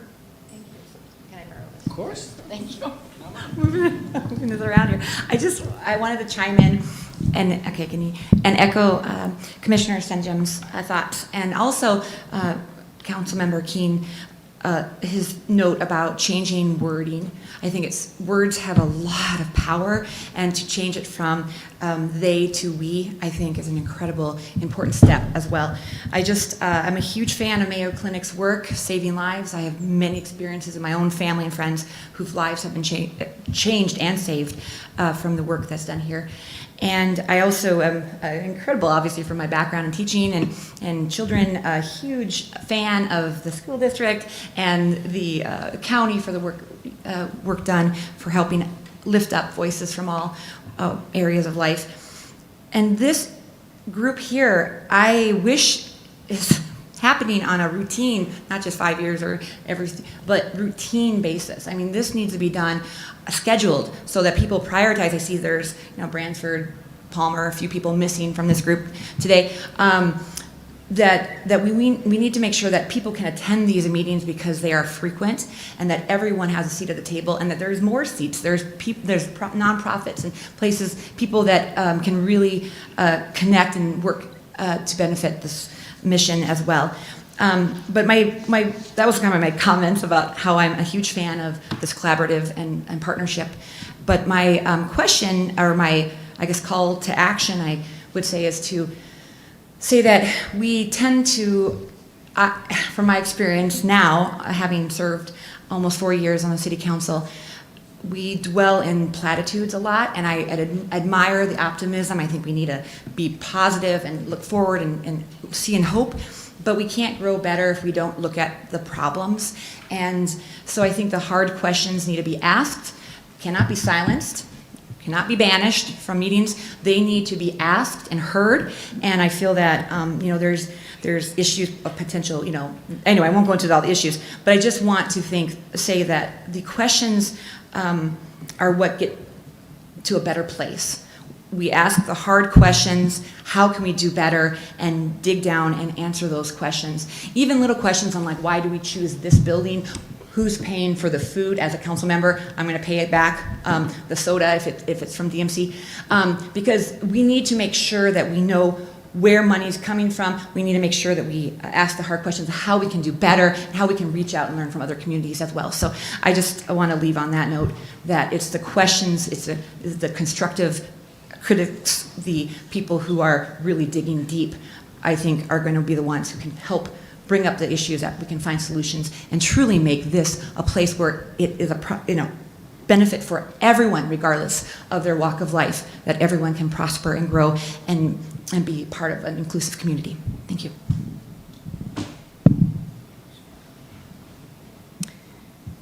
As I listen to this conversation, many of you probably don't have much of a reason to follow the Destination Medical Center Corporation board meetings or know much about the members.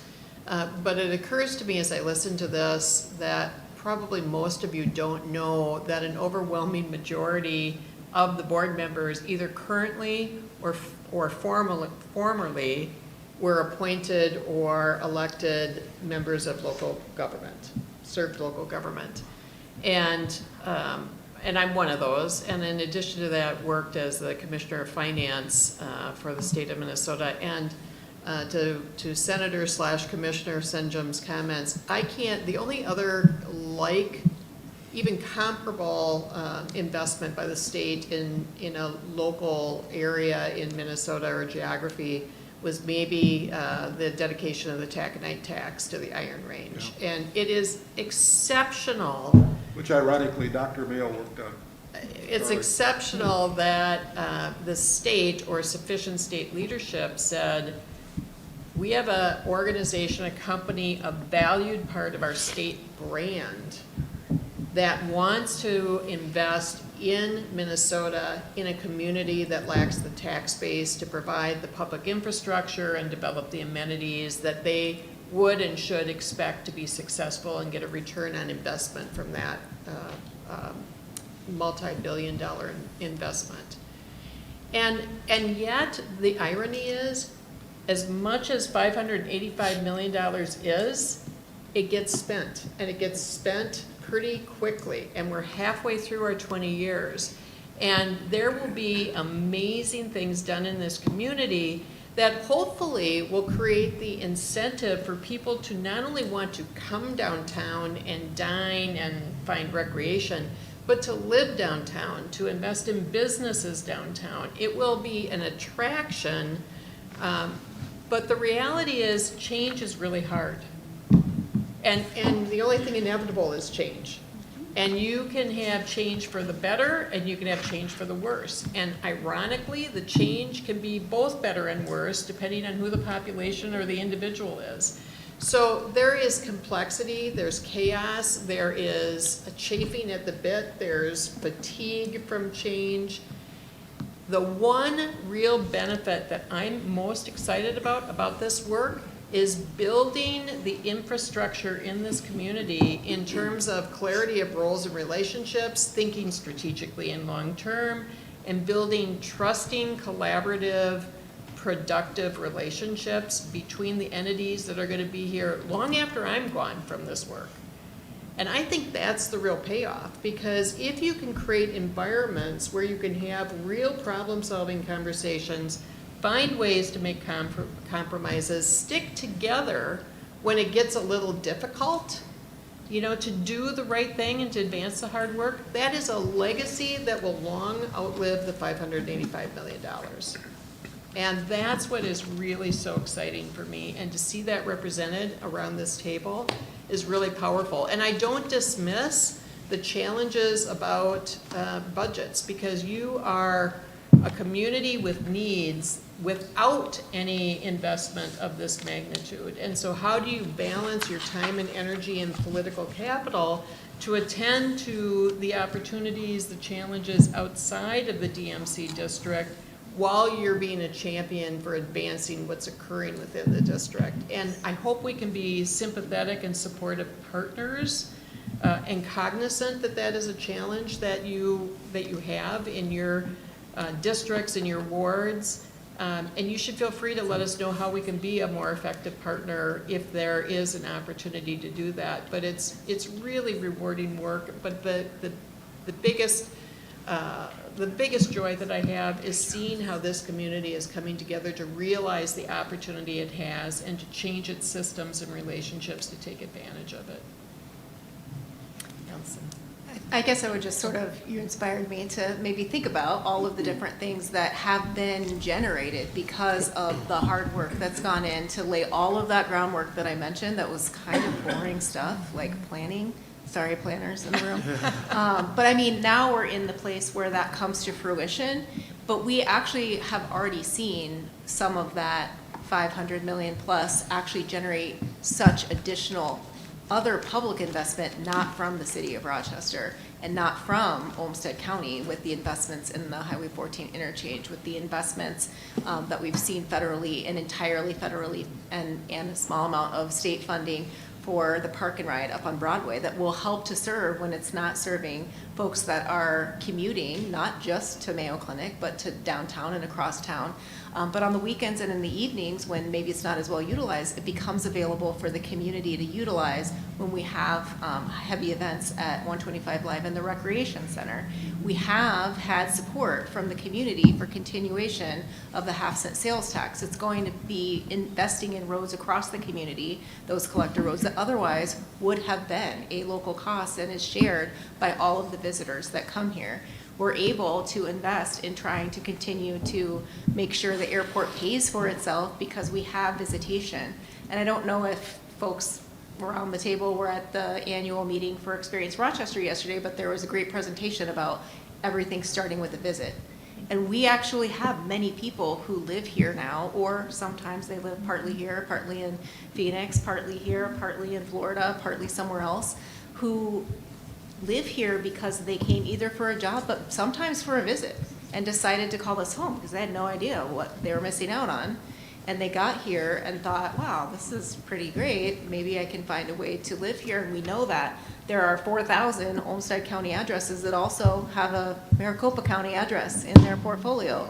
So people want to be here, and that retention concept, we want to retain those people. We want to have a vibrancy here, and there's a bunch of investment forthcoming, not just from DMC, but from all those other resources that we're able to capitalize on across the community so that people don't either need to or want to head up to Minneapolis as many times, because there hopefully along the way is other private investment in entertainment and community value and quality of life experiences that make people not only want to move here, but those who are here and then and are visiting actually either want to come back or they have more things to do. So we're retaining all of that vibrancy here instead of sending it out elsewhere. So I would say, at least in my time here, it's been sort of a flywheel effect of after that first 6-7 years, we really have brought a lot of other funding here that otherwise would have had to come from this community in this region. And so I think it's incredibly valuable, and I think we've seen a lot of success.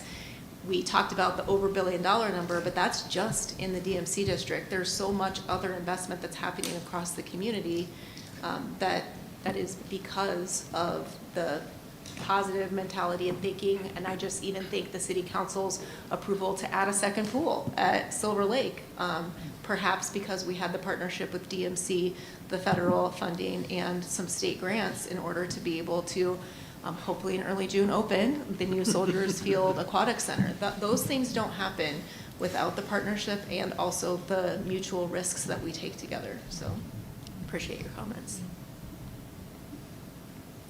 Member Campbell. Doug, your comments triggered some thoughts I had from conversations with Tom Friedman from the New York Times. When he wrote his last book, Thank You for Being Late, I think it was called, and if you don't know, he grew up in St. Louis Park, so his heart's still in Minnesota. But Tom interviewed several of us for that book, including RT, who must be out riding his bike or something somewhere. But I remember, and Tom was in the Twin Cities last week, and some of us spent some time with him talking about why Minnesota is what Minnesota is. And one of the questions he asked me in preparing for that book was when we created Itasca 20 years ago, he asked whether or not Itasca could potentially be replicated in other communities across the state and or across the country. And I remember my response was maybe. And he said, why do you say maybe? And I said, because I'm not sure there's the trust in the entities that you need to pull together to make things happen. And as I sit here and listen to this conversation today, it's what you said about the culture of Mayo and the trust, and Pam, you used the term trust, the fact that we're all sitting around this table, even though we really don't know each other, we're all working for one cause to try to make it happen. And so I'm really excited about what's happening here. Let's roll up our sleeves and keep working. Jocelyn? Thank you. I have made Rochester my home 10 years ago. And I've been fortunate enough to have been invited to be part of the DMC EDA board. And I've seen our community transform, and we're getting to another phase of the DMC initiative. I just kind of wanted to share with everybody in terms of what has been my experience and what I look forward to, and at the same time, really, it's been amazing in terms of businesses that are attracted to Rochester. We know it's emerging. We have not reached maturity. We're not even there yet in terms of the great possibilities.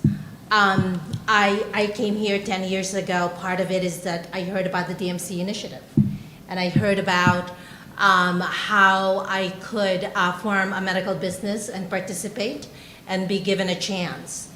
I'm even more encouraged when I see the superintendent, our school district, RCTC, the Housing Coalition, Mayo Clinic, to really come together and collaborate and think about how do we create this ecosystem that will be supportive and really transformative to attract, retain workforce, entrepreneurs, our workers at Mayo Clinic, our servants in our government, and I want to remind everybody. I think we're not going to get it all right, and that's going to be okay. But I think hearing the intent right now in terms of wanting to collaborate and to make this a better place and leave that legacy to our children is really important. I have 3 children, and they love being in Rochester. They are now all in college, though. But I know that as a lot of the families and their kids grow up, we want to be able to provide that opportunity. And being able to provide that opportunity, I think we can't help it but transform the community. And I keep reminding folks that I talk to that in many, many ways, we're incredibly fortunate, not just for the $585 million investment, but also we're kind of starting at a much higher level because of Mayo Clinic as kind of like this tailwind in propelling what we're trying to do in our community. So again, I'm thankful for this forum. I'm thankful for the discussion, and really want to remind everybody that the intent is really good, and we won't get everything right, but I think there is a real effort to make this work and to build a really formidable ecosystem where everybody could participate and really be part of the progress economically of this community. Thank you. I would just offer one thing briefly. One of the things I've thought about, in some ways, I think is a defining characteristic of Rochester. As somebody who's now been here for 3 years, but bought a house, expects to stay if the school board doesn't kick me out. This really is a community where bridging research and practice runs through everything. Of course, it starts with Mayo. That Mayo is not an academic medical center that is just about discoveries. It's all about the application of research to practice. It's what we're trying to make a hallmark of everything. In my field in education, I would submit there's no field that does a worse job of transmitting research to practice. We have the best researchers. I brought a principal from Australia to visit a leadership program we created at the University of Minnesota. And he said, oh, well, we read all of the American research and education, but we don't come to study your schools because you don't do any of the things that your researchers say. And he was being a little tongue-in-cheek, but not entirely wrong. They say there's a 20-year gap between what the research says and what we do it. We're living that in Rochester right now with reading. We are implementing conclusions that 20 years ago people had about how to teach kids to read, and now we're doing it. But anyway, I do think every time I'm struck by talking to county commissioners, talking to city council members, talking to Mayor Norton, in all those public bodies, these are wonky, nerdy policymakers who care about research. And I say that with admiration. But it is applied. And I think it's an interesting theme that runs through a lot of what happens here. That is kind of a through line that starts with Mayo but doesn't end there. So just something that occurs to me more than once that I've never had the chance to verbalize. Well, thank you. And speaking of Mayo, maybe we see if Dr. Otley, you want to make a few comments, and I think we're probably ready to wrap up then. I think the doctors in Mayo are looking down on us right now. I really do. I think they'd be so proud of the people in this room, and I would dare to say the attitudes of everybody in this room would be totally welcome at Mayo Clinic. I think you're all, whether you want to be or not, Mayo Clinic employees, spiritually, culturally. Yes, absolutely. And it's about the trust, it's about the collaboration, it's about the mission orientation, and it's about the excellence that we bring to everything we do. But we've got something really big now that we're heading into. I don't think any of us know what's going to hit us. It's going to be bigger than we think at the biggest. And these relationships that we're developing and strengthening today are what's going to see us through this. I do think we need to plan for today, for tomorrow, and then for the next generation. And I think if there's something that really is concerning me is, are we preparing that next generation? And I think we've got a great opportunity. We've got our unbound kids. It's the unbound generation. And so what do we need from our kids? We need them to be foundationally rigorous. And I was so glad to hear that. We need them to have career preparation, practical stuff, application, translation based. We need them to be creative and innovative. We also need them to have great communication skills and interpersonal skills. That's where the machines fail. That's where the humans are necessary. We need them to be tech enabled, and then we need them to be dedicated to the art of science. And so the unbound generation, they're just being either born or coming into your schools today. And I think we all need to work together on that generation, because that's the one that's going to carry us through as this project kind of hits its sweet spot. And I'd love to continue the conversations, continue the collaboration every step of the way with all of you. And we want that generation to want to live in Rochester and be able to successfully live in Rochester. Yep, absolutely. I think we're ready to wrap up. I want to thank everyone for being here this afternoon. I especially want to thank our presenters and the staff at the Hilton. It's been a great location for us. I think very central, easy to get to once you cross Broadway. So thank you again. This is, I think, a good foundation for our work together in the future. Thank you.